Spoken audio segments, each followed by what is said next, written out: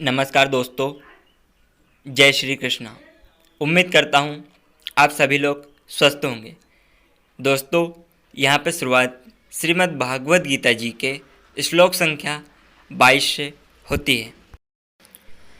यावदेतान् निरीक्षेऽहं योद्धुः कामान् वस्थितान् कर्मयाः सह योद्धवैमस्मिनः रणसमुद्यमे।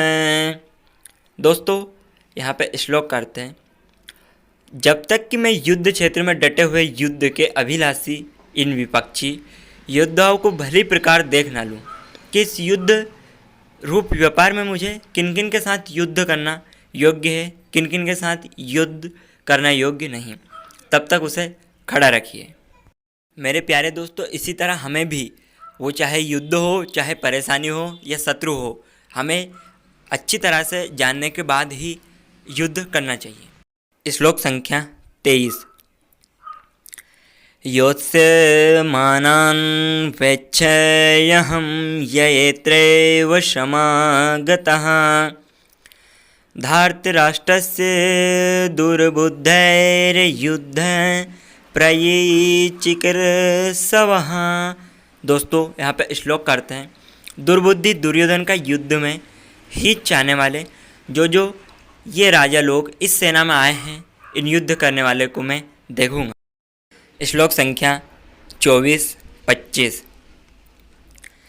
एव मुक्तो हृषिकेशो गुडाकेशन भारत सैन्योरुभयोर्मध्ये स्थाप्य त्वा रथोत्तमम् भीष्मो द्रोणप्रमुखता सर्वेषां चामहीक्षिताम् उवाच पार्थ पश्यतान् समवेतान् कुरुनिति। दोस्तों, यहाँ पे श्लोक करते हैं, संजय बोले, हे धृतराष्ट्र, अर्जुन द्वारा कहे अनुसार महाराज श्री कृष्णचंद्र ने दोनों सेनाओं के बीच में भीष्म और द्रोणाचार्य के सामने तथा संपूर्ण राजाओं के सामने उत्तम रथ को खड़ा कर इस प्रकार कहा है कि हे पार्थ, युद्ध के लिए जुटे हैं इन कौरवों को देख। दोस्तों, इसी तरह अपने भी जीवन में अर्जुन जैसी शंका आएगी तो पक्ष में श्री कृष्ण भी आएंगे। इसलिए साथियों, हमें घबराना नहीं चाहिए, बल्कि डटे रहना चाहिए और पूरे जोश से परेशानियों का सामना करना चाहिए। ऐसा ही हमारे सामने भी आता है कि अब आगे क्या करें, क्या नहीं करें, कुछ समझ नहीं आता। इसलिए हमें एकदम शांत स्वभाव से सोचकर निर्णय लेना चाहिए और फिर निरंतर आगे बढ़ता रहना चाहिए। श्लोक संख्या 26।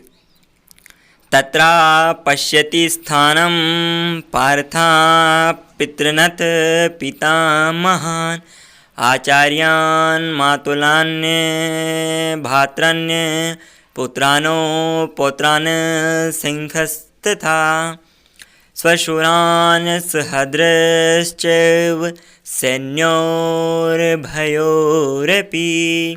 दोस्तों, श्लोक करते हैं, इसके बाद प्रथापुत्र अर्जुन ने उन दोनों ही सेनाओं में स्थित ताऊ, चाचों को, दादा परदादों को, गुरुओं को, मामाओं को, भाइयों को, पुत्रों को, पोत्रों को तथा मित्रों को, ससुरों को और सुहृदय को भी देखा। मेरे प्यारे दोस्तों, इसी तरह धर्म संकट सबके सामने आता है, इसलिए हमें हमेशा सत्य और धर्म का साथ देना चाहिए। श्लोक संख्या 27।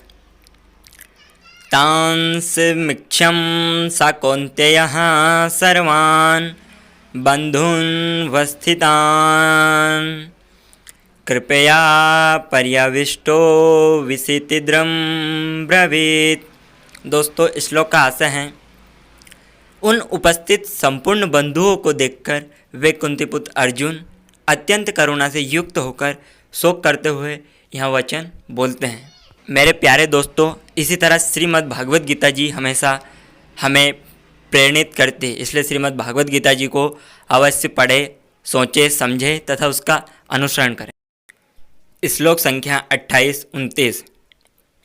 यहाँ पे मोह से व्याप्त हुए अर्जुन के कायरता, स्नेह और शोकायुक्त का वचन है।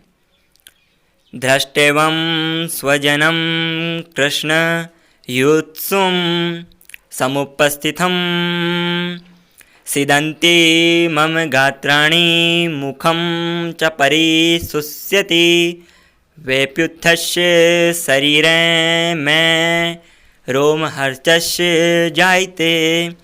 श्लोक कहाँ से है दोस्तों? अर्जुन बोलते हैं, हे कृष्ण, युद्ध क्षेत्र में डटे हुए युद्ध के अभिलाषी इस स्वजन समुदाय को देखकर मेरे अंग शिथिल हुए जा रहे हैं और मुख सूखा जा रहा है तथा मेरे शरीर में कंप एवं रोमांच हो रहा है।